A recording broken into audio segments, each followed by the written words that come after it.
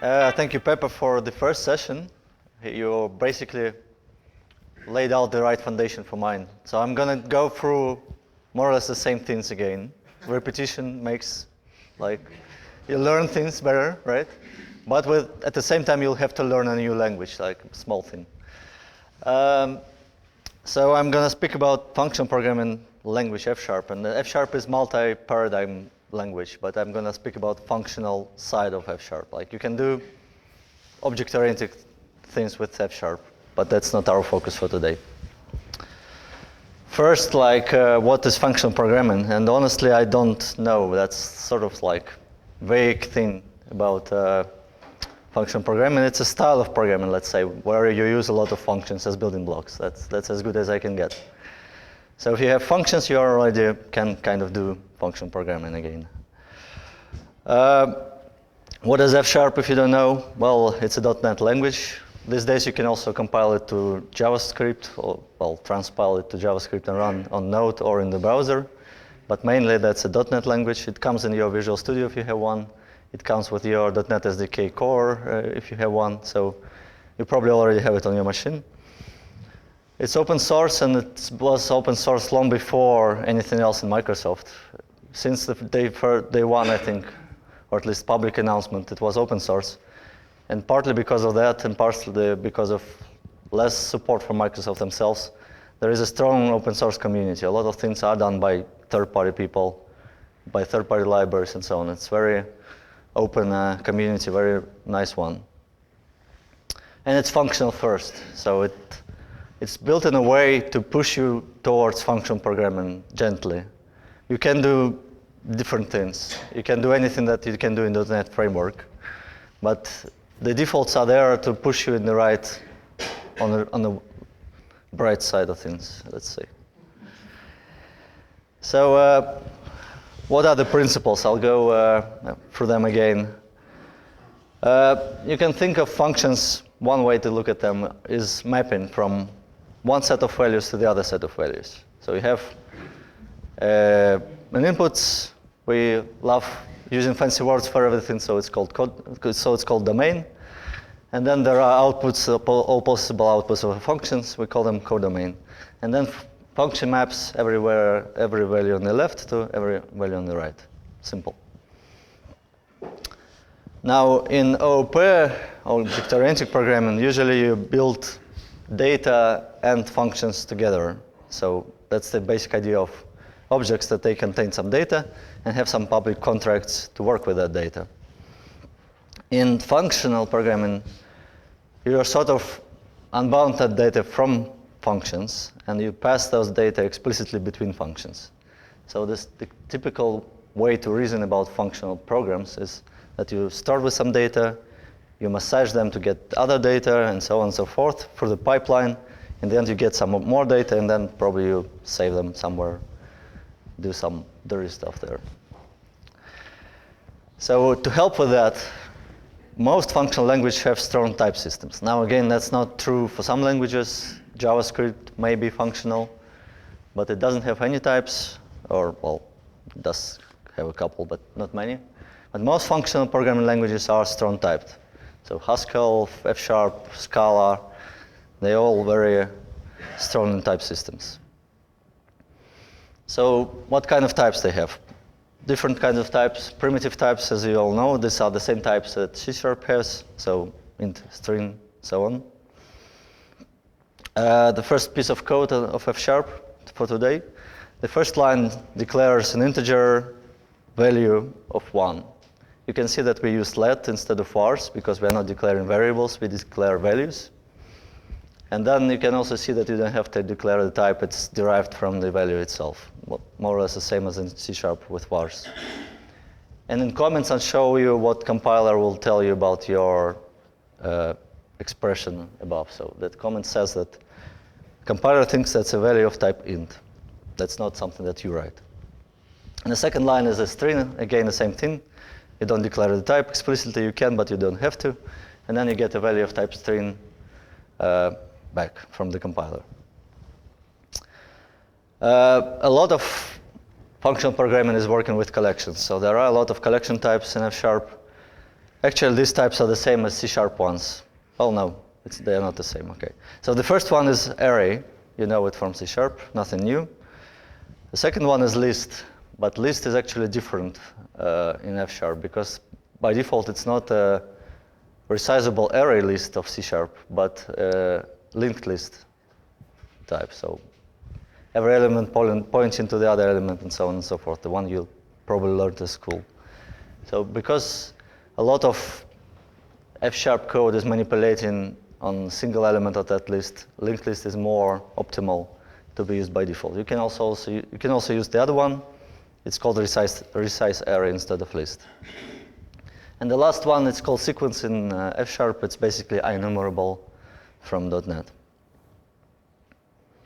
You can see that you can write most types in two ways, like string list is more F#y way, and more generic, more common way is list with square brackets string. Same idea, same type. Now, algebraic data type, as you learned, they are built into the language, and that's like again #1 feature of the language, that they are always, and they are very easy to use, and all the language is built around algebraic data types. So two types, one is product type, and the other one is sum type, or coproduct. If you want to write a tuple in F#, you write it with a star. So int times int is two values of int in one type. If you want to write an OR type, you write it with a bar. So the bottom two are, the third one is integer or string, so it can be 1 or it can be hello F#. And the fourth line is byte or bool, so it can contain like 256 values of byte or 2 values of bool. So in total 258. That's why it's called sum type, right? You sum the spaces of values. And it's literally as simple to declare those types. Now, how do you use them? So product types are more familiar. Let's start with them. First, you can declare it as a tuple. So the syntax with on the first line, that's a tuple. You know it from C#. It's two values. Because they are with decimal points, the compiler decides that's a float times float. That's your type. Also, you can give the type an alias. So in my case, I gave the type float times float, sort of human readable name geopoint, because I'm going to reason with latitudes, longitudes, or x, y, and so on. So it's just an alias for the same type. Geopoint is float times float. From that point on, I can use geopoint just as a readable name of two floats. Then a nice small F# feature, units of measure. You can declare it with special attribute a type, in this case m, and that's a unit of measure. And then you can use this unit of measure with basically any, in this case, for example, with integers. And then you know that you're here declaring meters and not just number. So when you get a distance, you know that's meters, not just a number, which could be centimeter, millimeter, kilometer, mile, foot, whatever. And then if you try to assign, say, meter to kilometer, you will get a compile error, and you will have to take care of converting those values one to the other. So that helps you being explicit and being safe at the compile time. Now the circle type is another product type. It's called record type. It's sort of like a class with get setters in C#, but it's immutable. I'm going to come back to this. And also it's very easy to declare, like literally 3 lines of code, right? But the idea is the same. You have two fields. They are independent. You declare always the values of both when you declare a circle. And circle sort of represents a point and the radius around it. Now to declare a value of this type, it has a very similar shape. You say let circle and then equals, and you set every field of that record. Okay? Now sum types, so or types, either or. I declare them with the bars, and I say type zone can be either an area of type circle, so I'm trying to represent something on the surface. It can be a circle, or it can be a polygon, and a polygon is just a list of points. Well, presumably more than 2 points, like 3 or more. I don't restrict it here, so it can be invalid in this sense. And then when I declare values of this type, I have to say what's my case, like is it area or polygon? The top one is area, and then I pass a circle that we declared on the last slide. And then in the second case, I say that's a polygon, and then I pass a list of points. And both have the same type, as you can see in the comment. Both are derived to the same type by compiler. And I cannot declare any third value to the same type. Like there is no way, without changing the type, to assign anything else there. Like it wouldn't fit. There is no way to inherit or extend. You always have a closed type here. Next kind of type is function. So functions are everywhere, functional programming, so functions all have types.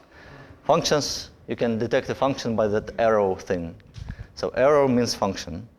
And if it's just one arrow, then it's the left one is input value, the right one is output value. So it converts integers to integers, or array of integers to string.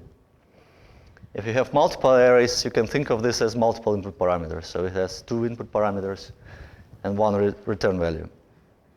So in the third line accepts, say, A and B, and returns C, all integers.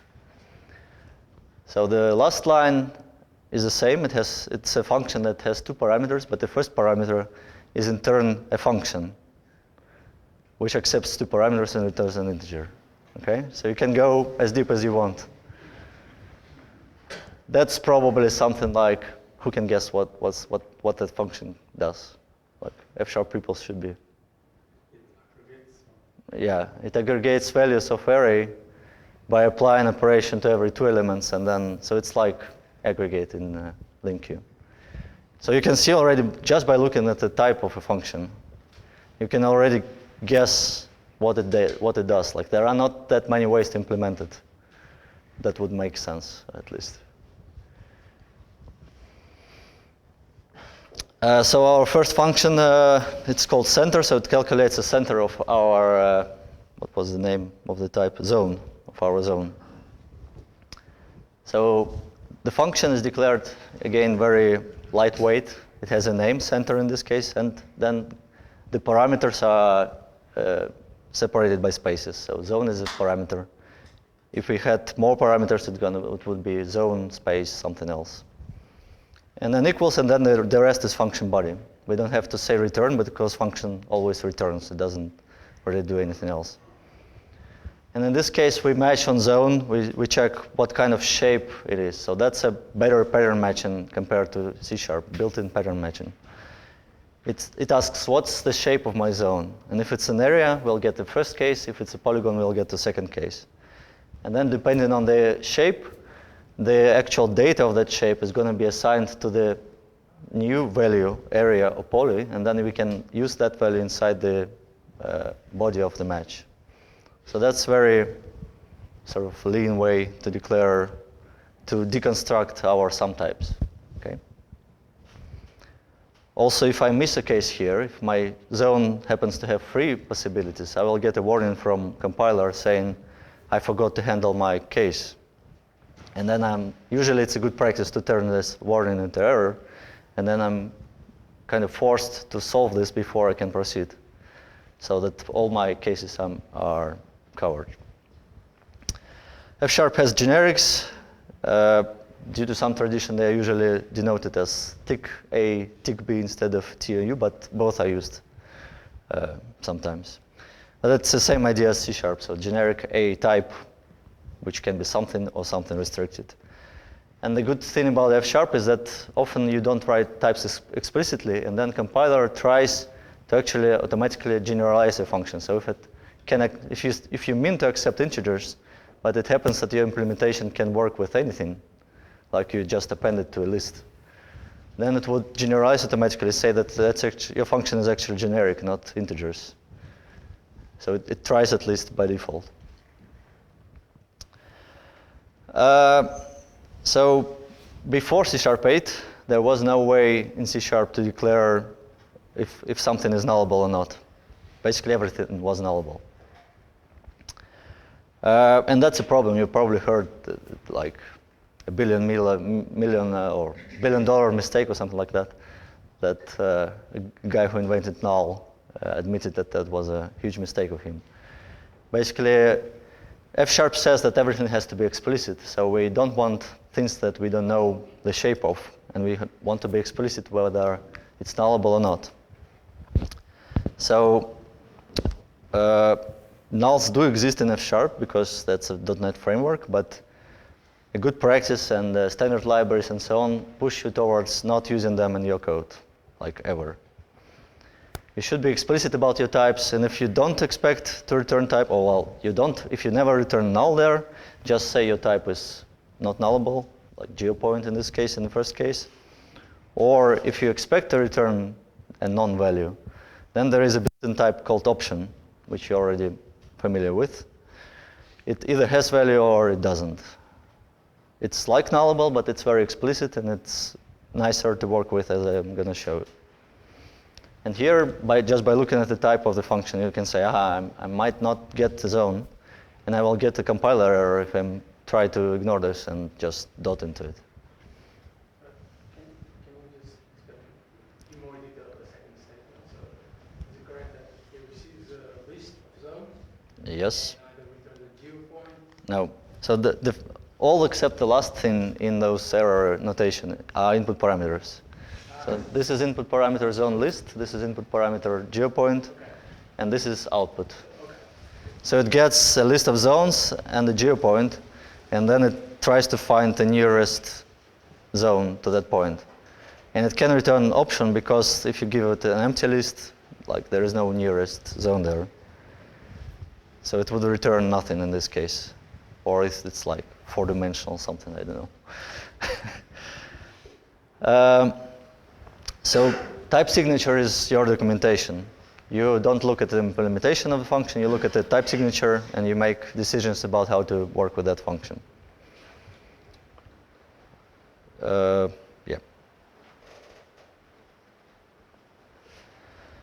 The broader idea here is that you want to make invalid states, like in the sense of your domain, invalid states unrepresentable in your code, so that you couldn't ever come up with a value which doesn't match the shape of your target domain.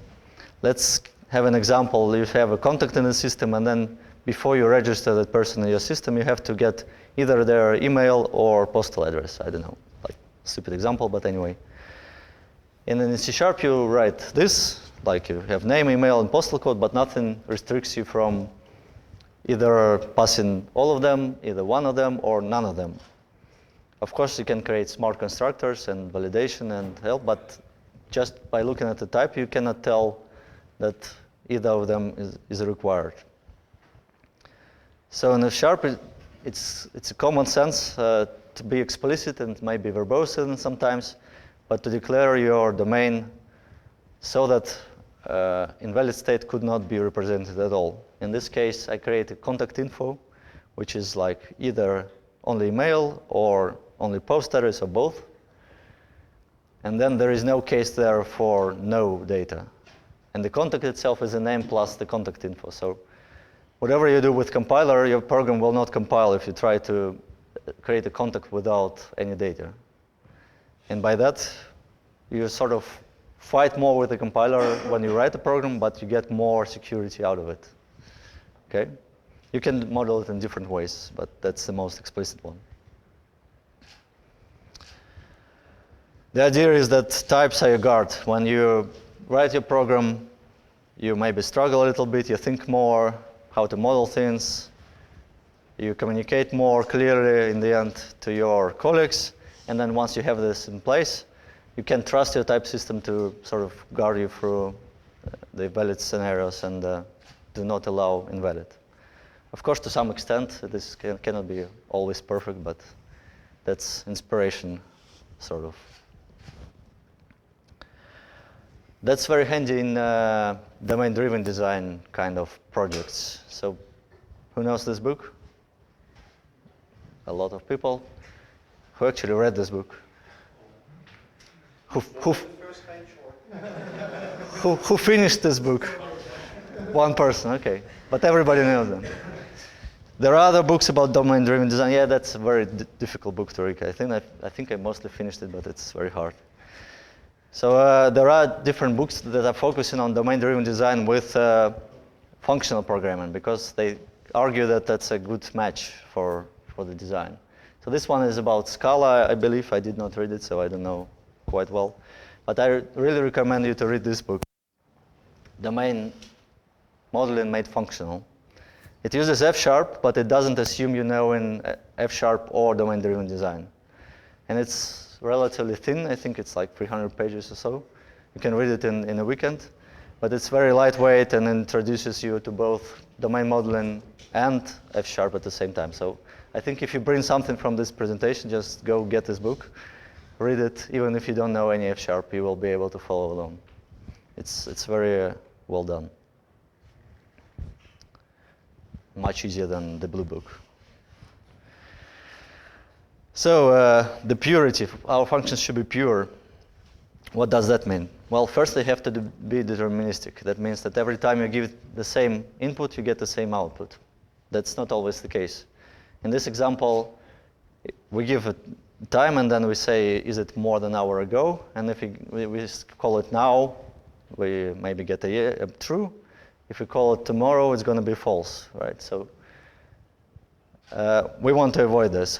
I guess a lot of people got like failing unit tests because of dates were out of something, or it was the year 2020 with February 29, or daylight saving time and so on. So that's usually because of things like that. A better way is to just accept two parameters that you want to compare, and then that's going to be deterministic all the time. Again, you sort of do more work, but you keep your code cleaner and more predictable. And of course, things like random numbers and so on and so forth, you want to avoid this as much as possible. No side effects is the next one. So if you want to go for text of words and count the number of words and the characters, you could write a class like that, which has a count method. Maybe you have an interface like iCounter with count method, and then you pass words, and you aggregate the counts and so on and so forth, and then you print them to text, the result. Basic example. But just by looking at types here, count returns void and print returns void, which means that all your functions do is side effects. Side effect is everything except returning the value. We want to avoid this as much as possible. So a better way is to get all the data as input parameters and then just return the value back. In this case, we get like a text or an array of words, and then we return word count and char count. We can model this with types, make it a bit more readable. But the idea is that you get data, you return data. That's all you do. Immutability. Yeah, you already learned about this.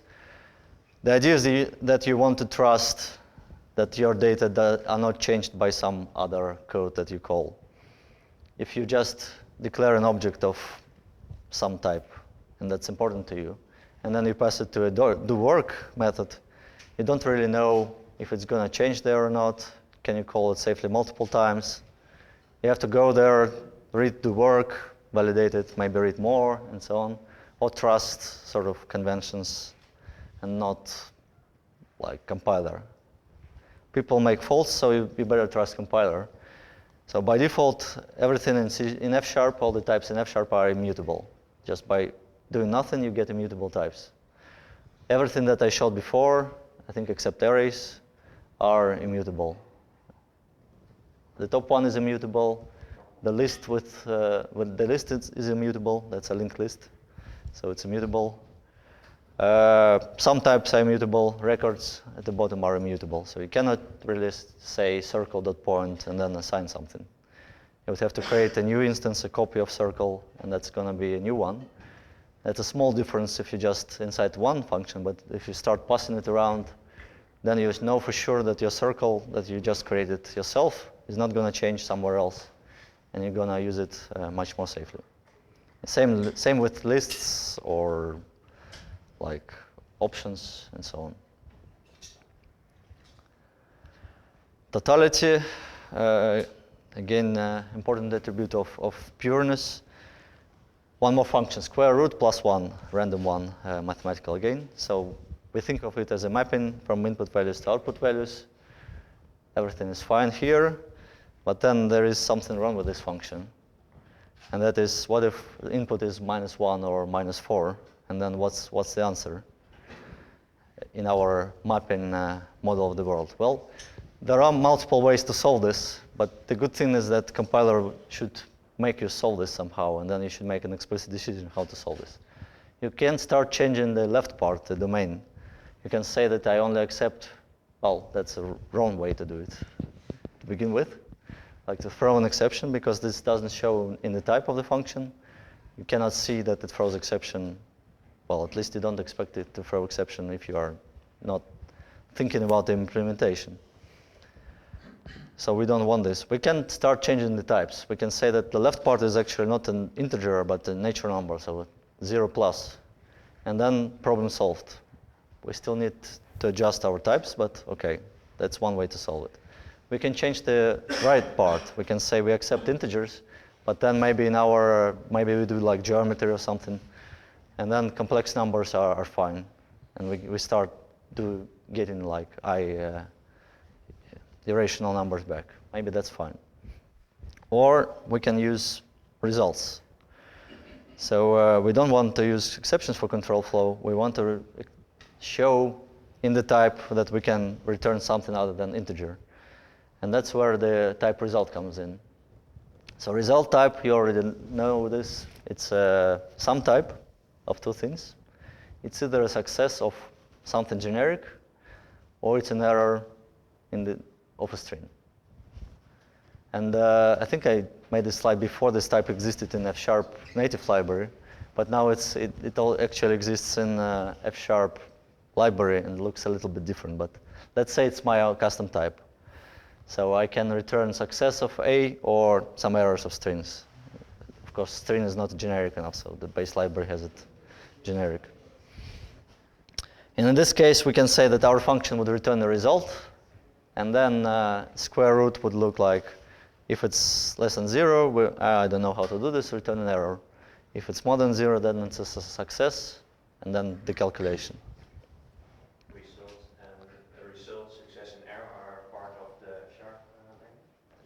Now yes, but this one not. Oh, okay.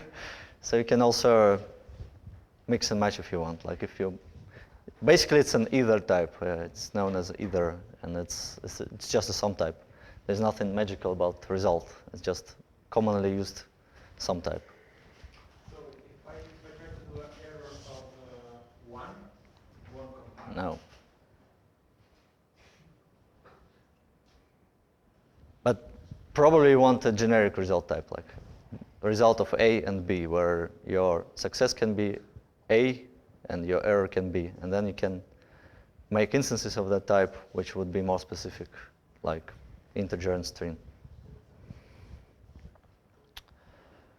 Again, pattern matching helps as with any other sum types. When you call that function, you get the result back. First, now you know that it could fail. And then if you try to ignore it and just working with success and not working with error, you'll get an error, incomplete pattern matching, and blah, blah, blah. And you will have to handle error case as well. This also works so I don't show it here, but pattern matching is much more powerful, so you can also match on the shape of the value there. Let's say, yeah, that this is just an integer, but you can say success 1 and then make a case, success more than 100, make a case, success negative, how did I get that from square root case, and then errors match on the shape of errors, like if I got a string back, then this, if I got a, I don't know, exception back, then do that. So matching is quite powerful, and it's quite more powerful than switch in C# still. They try to get there, but they are still very far. And it always checks on exhaustiveness, so it's quite smart enough to figure out whether you figured all the options. I think there are border cases where you can trick it, but hey. Completely different topic, testability. So everybody loves unit testing these days, and the best thing to unit test is a pure function. You give it an input, you get an output, you test your output, you assert something, done. You tested it. So the more pure functions you have, the easier testing gets. Example. So you have a function in F#. You can also mock things quite easily. So dependency could be just another function. Our function under test, system under test, function under test, gets a function and a parameter, then calls a dependency, gets a result back and returns something. It's quite easy to mock it. You just pass a parameter, right? Dependency is just a parameter. When you test it, you pass a function there, which, say, returns a constant always, or throws an exception, or, well, don't throw exception. Return an error. And then SAT is still pretty easy to unit test.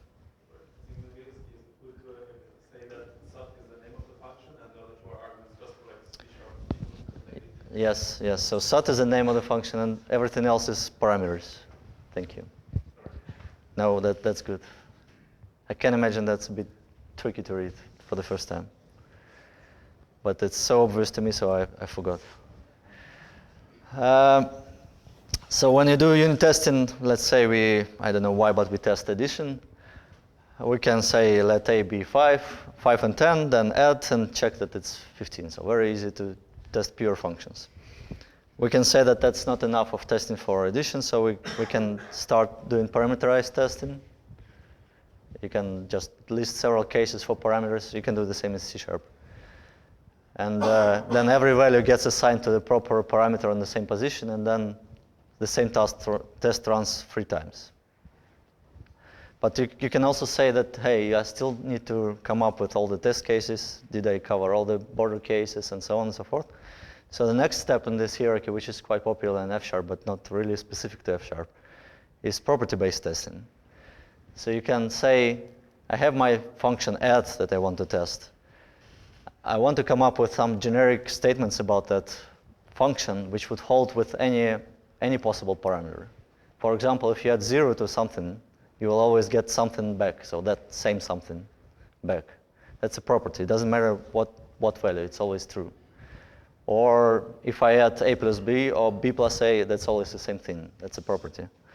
In this case, we can write tests like property and then put special attribute. There is a framework which does that.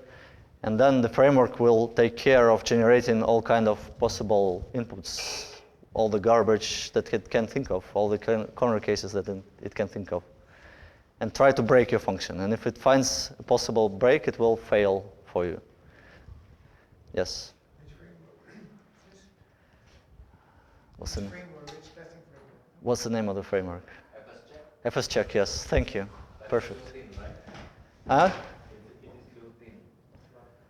No, it's not. It's a standard like third-party thing. There are multiple, something like Hedgehog or this is FSCheck. You can actually use this with C#, but because F# types are more fit to this, so it's easier to generate sum and product types in F# than to generate classes in C#. So in C# you would have to come up, if it's not integer, of course, to come up with like ways to generate your types more explicitly. In F#, if you just use records and sum types, it's pretty easy to like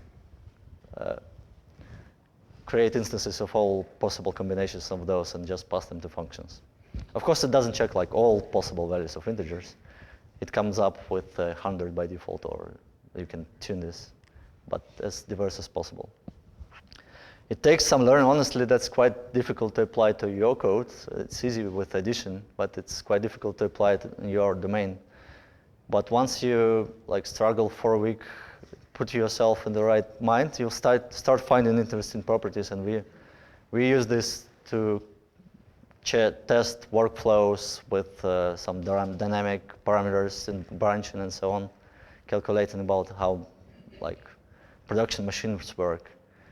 And it would find bugs that you would never think of easily. Well, not always, but I had several instances when I would spend, after the test failed, I would spend like 15 minutes figuring out how is this possible, and then saying, okay, that's how it got there. Yes? Every time it runs, it gets different values. You can tune this. You can say, by default, I think it's deterministic, so gets some seed, and then it puts them the same values, so that your tests are predictable. Yeah. But you can switch it off. I don't remember which one is default. By default, seed is randomized. Okay, then. But you can set it. Then it's the other way around. And Yes. also output the seed. Once you get a failure, you want to test and put the Right. seed. So then you can configure the Yeah. seed and you have. Yes, exactly. Every time it fails, it will print seed for you, so that you could put this seed into your test and then reproduce, like debug. And then if you're debugging and you're stopped, you can. It runs successfully a couple of times or many times. Yes. Yeah, that's a potential problem.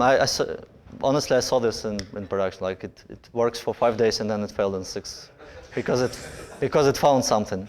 But that's. Combine it with the fixed case as well. Yeah. It should be in addition. But that's probably a good thing. Like it's better to fail on 6th day and find a bug rather than succeed forever still having the bug. So it's a separate thing. Like there are presentations on just property-based testing. You can also use it in C# if you want to try. Okay. How do we compose applications out of simple functions? In OOP world, we have all those great books with design patterns and enterprise architecture, so on. We all studied those. We know this guy. We know that code should be solid. Who knows what solid is? Like actually, I think it's like single responsibility, open closed, Liskov, something about interface and dependencies. Yeah. But basically, our code start looking like this. It's a small class. Probably it gets some dependencies through constructor. It has just one function, method, because of single responsibility. It has probably implements some interface and has some data inside of it. So a lot of code starts looking like this. Who thinks that's the case in their code? Not many people. Okay. I definitely did this. Like I think that's one of my code classes obfuscated. And then you have things like this where you need to combine.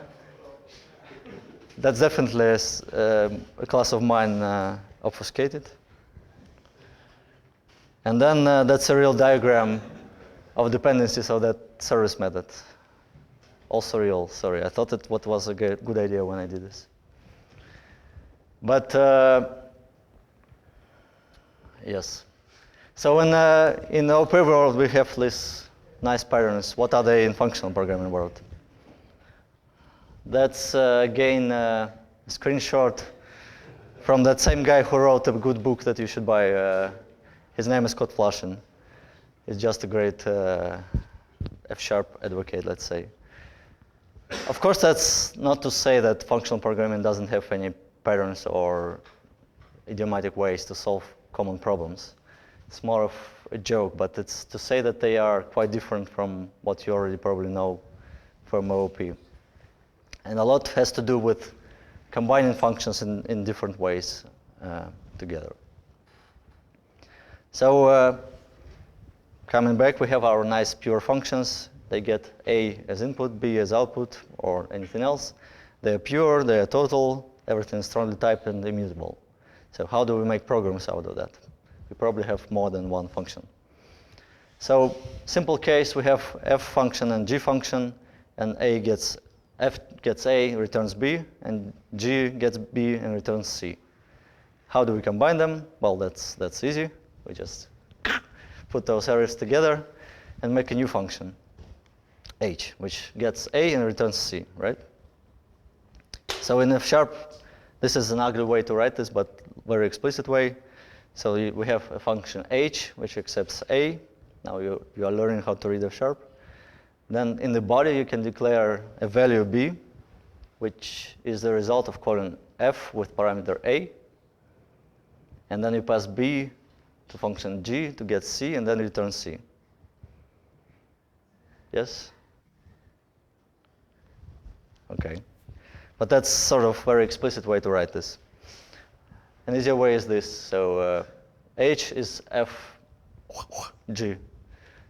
So that composes two functions together if their types match. If they don't, then you will get compiler error. But because it's such a fundamental operation, there is an operator for this, which does this in one-liner. So this is exactly the same as this one. It declares a new function, which would get an input parameter type A, which you don't see here, because it just combines functions. It gets it from F. And everything is derived by compiler from types of F and G. You don't have to type any types or anything. It's very compact. It's not always very easy to read, especially when you're new. So it's still debatable how much of these things you want to use in your code, but that's a possibility. The cool thing about F# is that this is the definition of that operator, literally from the base library. It's just a function which gets 3 parameters. Now you should be able to read this already. So it's a function, well, because it's an operator, it has also the braces around it. It gets 3 parameters. F and G are functions, and X is just X, something. And then it calls F with X, and then calls G with the result, and returns back. You could make this operator yourself if you want different shape and you hate your colleagues, you can create your own operator. At the bottom you can see the type, so it's longer, but you can read it now. The first parameter is A to B, a function. Second parameter is B to C, a function. Third parameter is A, anything really. Could be a function. Could be that operator, I guess. And then C is the result. So where is this useful? Let's say you have a service, a sort of more business typical thing. It gets a JSON. Oh, sorry, questions? Sorry about the previous. Yes. So I'm assuming that I can also. Oh. Can I try the microphone for you? Yeah. Sorry. Thanks. So I'm assuming that I can also. What? No, it's fine. Hey. It's hey. fine. You can just Oh. like Oh. this. Okay. One. So I'm assuming that I can also combine a whole bunch of these.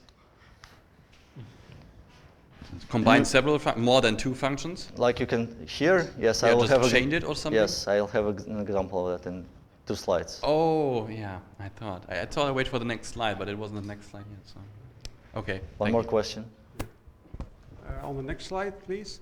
Yeah, the last A, the arrow C, shouldn't there be braces around it? No. No?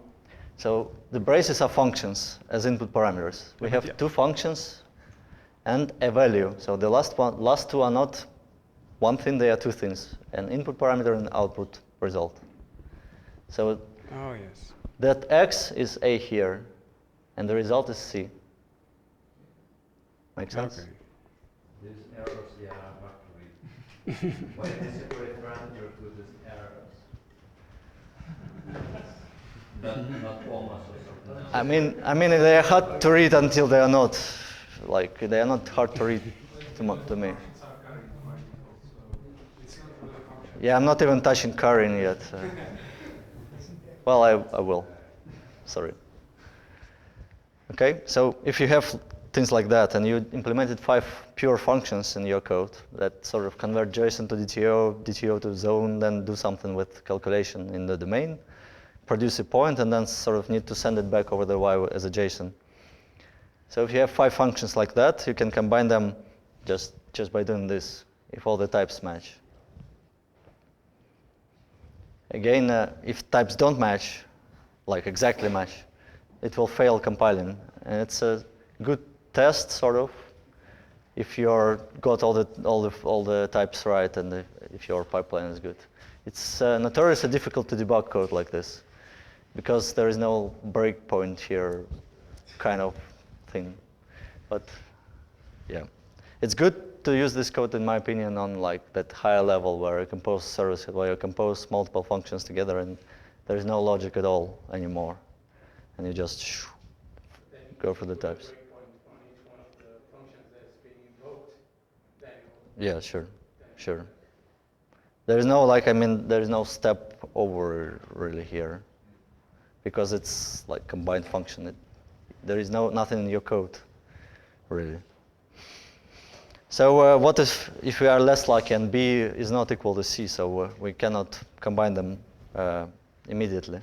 Well, we need some familiarity between B and C to be able to do something useful. So there are typical use cases. A very typical use case is that your first function produces a collection, and then you have a function which just gets one element there. So again, those points, elements, and so on. You produce the points, and then you have, for every point in the list, you want to do something, for example. And your target function obviously wants to get A and then return a list of C. So apply function G to every element which got from F. In this case, usually you could use some other function that would shape your existing function in the right way so that it could match. So in this case, you use a special function list.map that gets a function as a parameter, and then it converts sort of conversive function to accepting a list of B and returning a list of C instead. Again, that's like selecting your link queue. You're doing the same thing in link queue, but it's called list map in F#. And list map, more general functions like that are called higher order functions, and that's a fancy way of saying that they accept functions as parameters. So all higher order functions just get other functions as parameters in order to do something useful. And the module contains a lot of them, like map is like select in C#, filter is like where, fault is aggregate. And just by reading types here, you should be able, again, to sort of guess what this function does. So for filter, it gets a function which, for an element of A, returns a bool. And if A can be anything, how can we implement this function otherwise than filtering the input list to output list? You notice that A is here and is here, so we cannot produce data here. So I guess filter is like the only implementation, maybe not filter is the other one. The filter shouldn't go as the return the list of bool. No, you want to filter, so you have 10 integers, and you want to filter the ones that are higher than 10. Okay.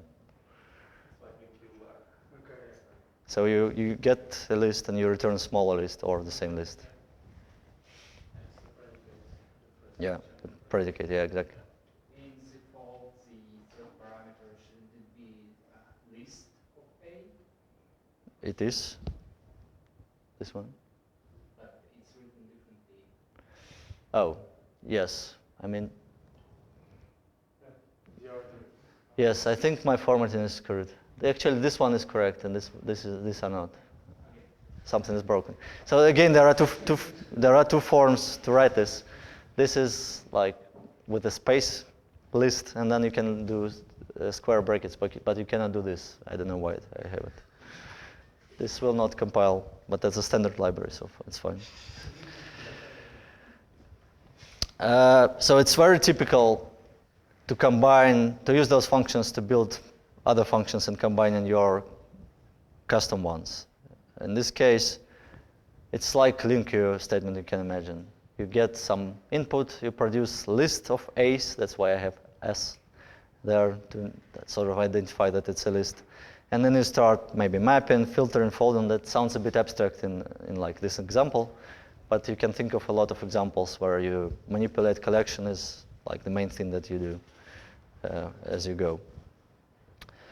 So that's one way to write this. Again, values on the left side, calls on the right side, but that's again a bit verbose. So another way to write this is another operator, which is forward pipe operator, very commonly used in F#. You should read it as, my function combo gets an input. Now I take this input and I send it to this function as a parameter. Whatever I get back, I will send it to the next line to the as a parameter. Whatever I get back, I will send it to the next line, to the next line. So it's piping forward. I think the next JavaScript is going to have this. It's a very common way to write F# code.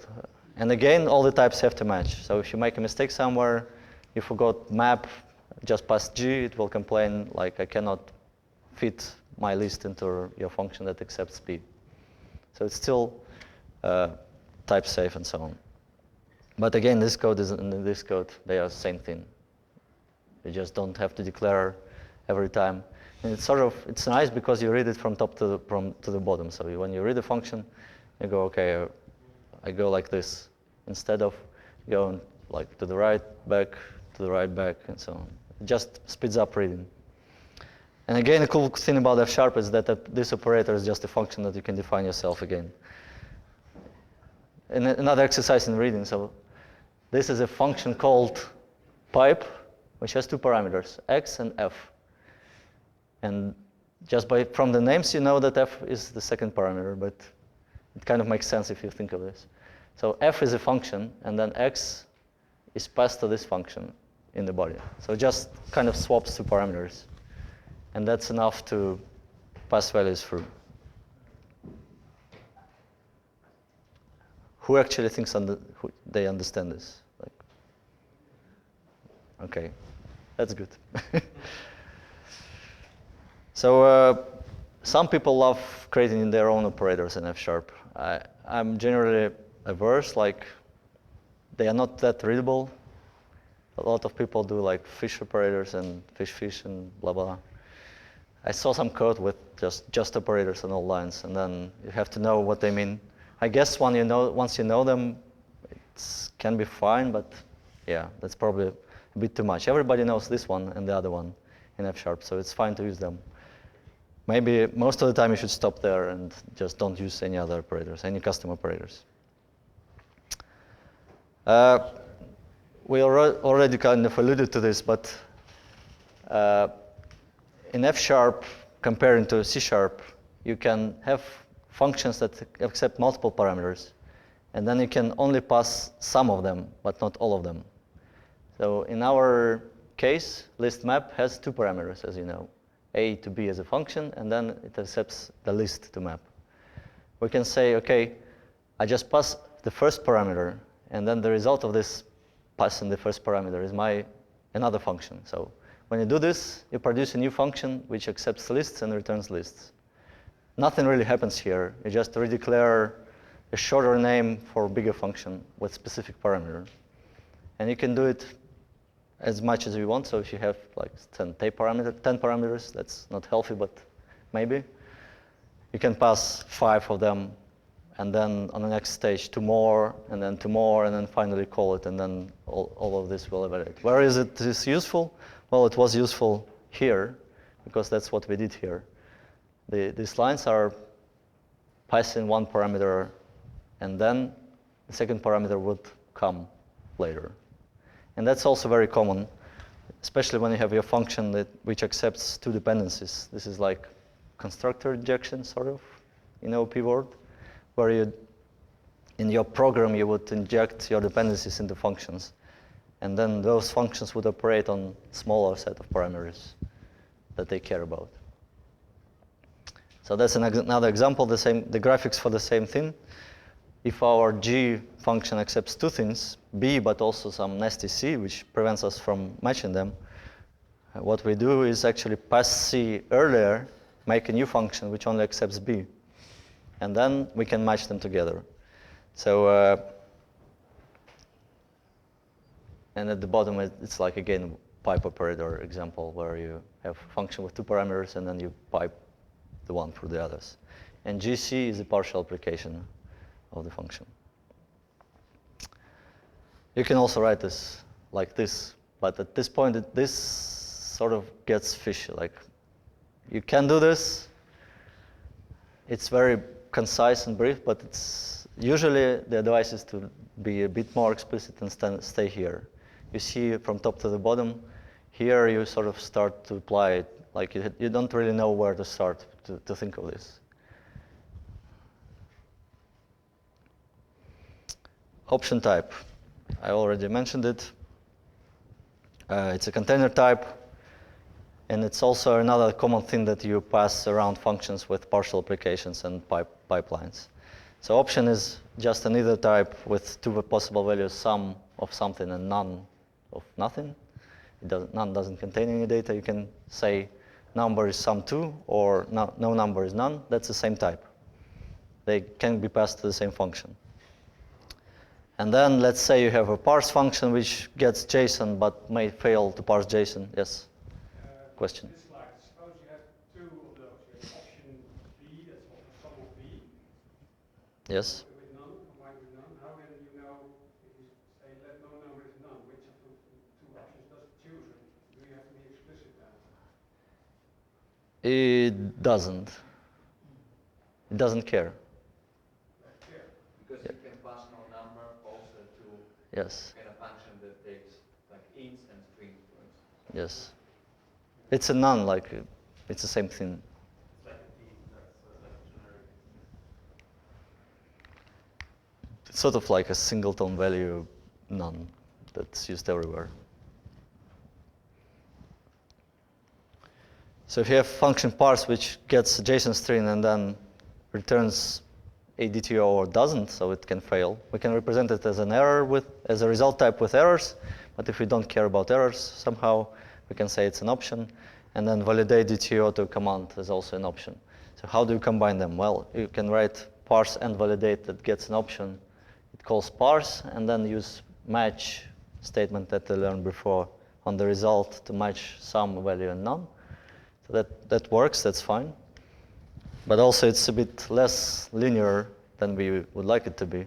So instead you can rewrite it as you get a JSON, you pass it to parse, and the result you pass it to something called option bind with the second function. And option bind is a higher order function which helps you achieve exactly what's here. Like it's implemented exactly like this. But it's in case of sum, it would call your function and return the result. In case of none, it just short circuits sort of. If you have 15 of those, it would stop there and don't call any others.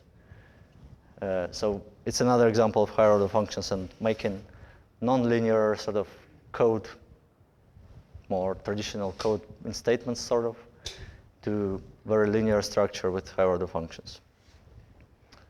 And bind is the flat map from the previous presentation. If that's every language seems to have their own names for the same things. An option is a monad, but that's, yeah. Yes. Yeah. I won't get started on that. Another form to do the same is just parse and option bind validated. But again, you sort of lose that linear reasoning. It's kind of linear, but I still prefer this one, where you get the parameters explicitly and then you pass them around, than just pure composition of functions.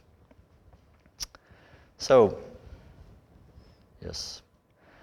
Patterns that we learned are container types. You use them all the time. Options, results, lists, whatnot.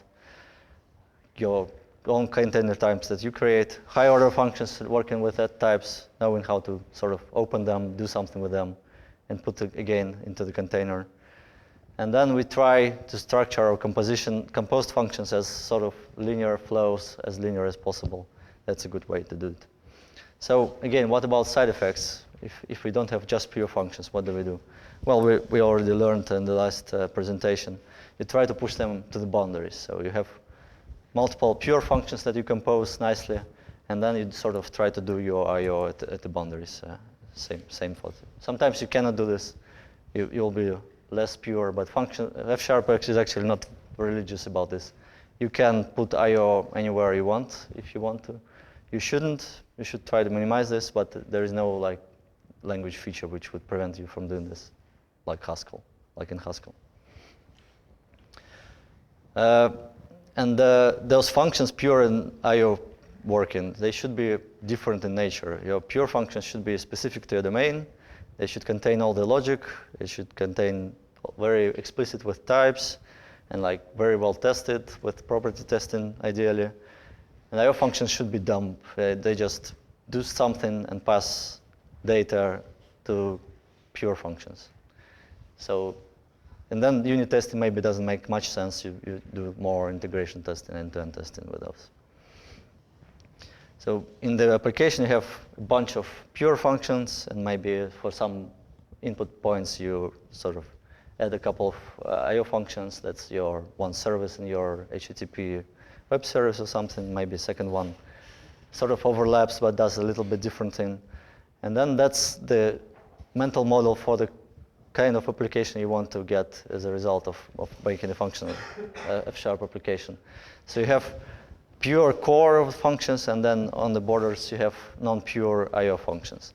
And if you're familiar with things like onion architecture or ports and adapters, that's the same thought basically. You have functional business logic domain-specific core, and then you structure your I/O as dumb thing around it. And so the problem with this, so who has used onion architecture, ports and adapters in their application? And who really succeeded with this? Like, it worked great. Sort of, kind of. So what I've heard a lot is that it's very hard. It's a very hard battle. So you have to push really hard uphill to make this consistent. And then you go for vacation for a couple of weeks. You come back and it's like all dismounted and done differently. So the idea of F# is to turn it a little bit. Of course, it's not perfect, but to push you to the right direction so that defaults of the language sort of make you not do the work, but accidentally end up in that nice sweet spot. Of course, not perfect, but sort of the right intention and vector. One thing which is underappreciated about F# is that, like, don't look at these pictures yet, I'll explain, they are not the same thing. F# does not allow you to make circular dependencies in your code. So F# code is from top to the bottom. It's always like this. You cannot suddenly at the top reference a type at the bottom. Some people are very annoyed when they start, like, why do I have to structure, like, to order my types? What the hell? Also, the files in Visual Studio have to order. But that's very useful because you end up avoiding loops. And that's super useful when you have a complex project like that. So that's a diagram from some C# project where everything depends on everything. And that's not the same project. Like, it's not that they refactored this magically. But that's a shape, just to show the shape of directions. They all go from left to the right in F#, well, from bottom to the top in your code. And that helps you manage your complexity. Again, you have to make decisions somewhere. Well, you would make a circle dependency, you would sort of rethink how you model something and come up with more logical dependency order. If you look at C#, basically what they do is steal functions, features from F# for the last two versions. Local functions, tuples, deconstruction, pattern matching, which is still not there, but sort of, and non-nullable reference types. All features that exist for years in F#, like from version 1. So yeah. I think they discuss records the next. Yeah. Records have a nice property that they have comparison, like sane comparison out of the box. They compare by field, not by references. So you don't have to re-implement equals and get hash code. Now you also can declare your members as read-only, so that sort of like making them by default immutable in C#. Immutable, but not comparable properly. Yeah, there's a difference. Yes, true. So they are getting there. Maybe they will get there in 10 years, but yeah. Of course, not everything can be done in F# that can be done in C#. That's a big example.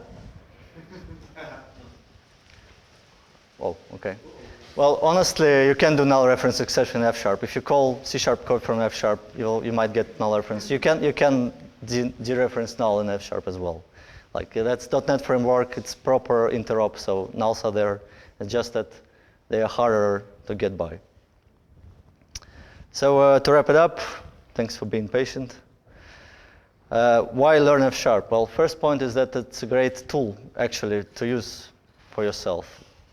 Like, a lot of people, they learn some F#, they have some pet projects, they start using F# for their pet projects, they find them to be productive. Maybe they use it at work at some point.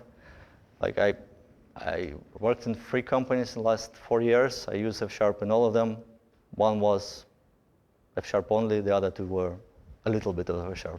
But still, you can find places, especially things like data manipulation and examples like that, yeah. It's very easy, natural to use F# in some scenarios. Also, it's a useful tool for sort of broadening your mind. Even if you learn F# and you still continue to use C#, you're going to write C# differently. Well, you saw the presentation. That's sort of more like to a larger extent, but also in the small things like null checks, being suspicious about exceptions, not total functions, and so on and so forth. Different way to test. You will just change the way you write C# code after learning and practicing some F#. And finally, it's fun. Some people enjoy just writing F# for fun, and a lot of people report being very enthusiastic about different things. That's partially why there is a lot of open source F# all around. And with this, thank you for staying so long, and I can take some more questions.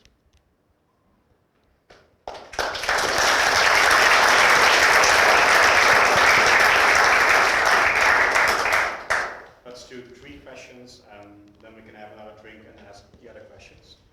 So if people, if they want to go home, they can go home. Try the microphone. It's not going to be a question. Yeah. No, I mean, they always sort of say that you can do functional programming with every language, right?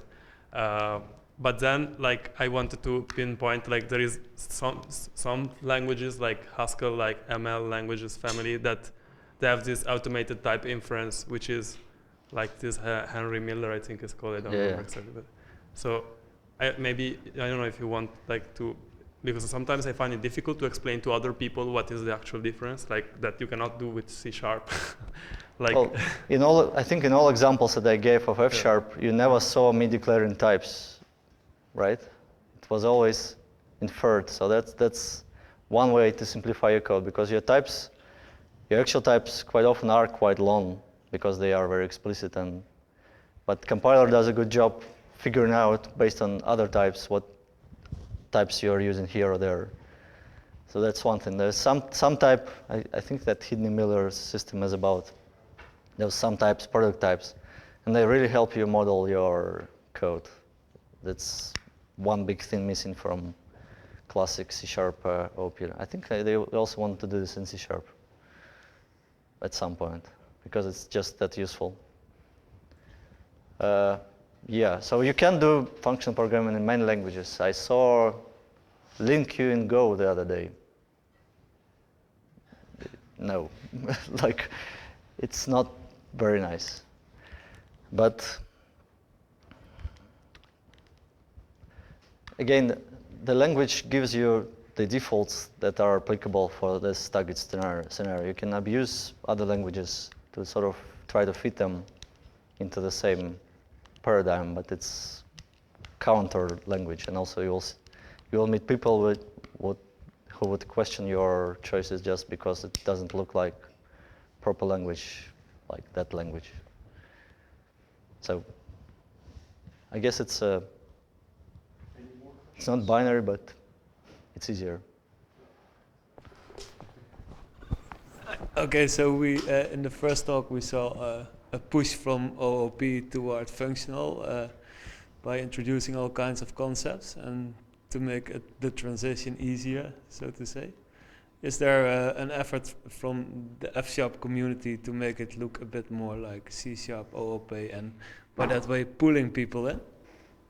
And why does it suck? Like in changing the language? Have frameworks that look more like OOP. I don't know, maybe some No, language extensions. It doesn't make sense. Like I think the general state of the F# community is that if you want to do functional, do F#. Yeah. If you don't want to do functional, do C#. But like, But can't you say that the same for C# and having functional concepts in C#? So I think the C#, as we see from features, they try to sort of find a gold middle ground where they would use some features of, be it more expression-based, more explicit, type-safe, without introducing all those Yeah. harder things, but also that limits their creativity, sort of. If you look at how long it takes them to like introduce small features, of course that's a language which they cannot break and have million customers and so on and so forth, but Yeah. it's hard to fit Yeah, I can being understand. functional first to a language which was not designed for doing this. Yeah. So I think they will never really converge. And from F#, I don't think there is any No, I was just wondering desire if, to go yeah. the other way. Like you can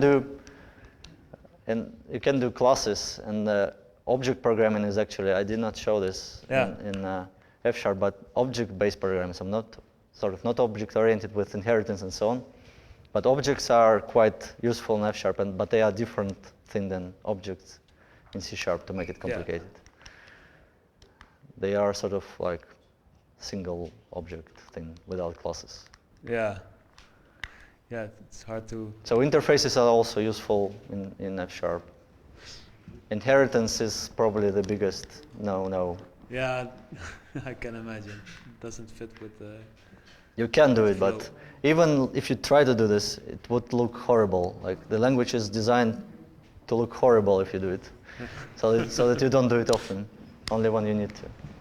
Okay, thank you. Last one? Yes. So you also shown the picture about the onion architecture. So with your experience of using F# and maybe C#, so for the infrastructure layer, so would you recommend to use F#? Is it already mature or not for this type of things, like maybe scaffolding and also like some pieces of code that you can borrow from like Stack Overflow or other communities? So is F# is good enough for infrastructure layers? What is infrastructure? Well, it differs, yeah, but it can be even console app or Windows server, yes, so it yes. can be So like API or whatever. Definitely, I think it's a common misconception that F# is like science thing and math thing, and then the rest you shouldn't do it. It's totally applicable to web applications, console applications. Maybe like the biggest limitation is WPF or something like that. It's not. Some people tried, they failed, I think. So, but there are F# ways to do UI. There are F# ways to do web applications, spas, like web servers, web APIs, all those console applications for sure. It's all very mature. Stack Overflow is very good. Like at some point I tried to answer F# questions, but I wasn't fast enough to answer them because there were always like 10 people, smarter people than I am, answering the same questions. So the community is great and the tooling is great. So I think in this regards there are no concerns. Like you have to learn new stuff, but it's not that it's some broken, half-baked piece of software. There are like benchmarks of web applications, and they are on par, or with some setup beat the core ASP.NET benchmarks. Well, but for instance, if in you the end, got it's some the same, context which is like from the framework, like HTTP context, and you want to set some state or something, but it's kind of side effect in functional program, right? So you would like to avoid it, Sure. but it's perfectly fine. That's why there are web frameworks which embrace the pureness, and so if you do F#, probably will not write it as well. You can just use the normal C# ways, but again, why F# then? So then you end up using frameworks that push you again towards pure functions and immutability and so on. Thanks. Yes. Thank you. Thank you.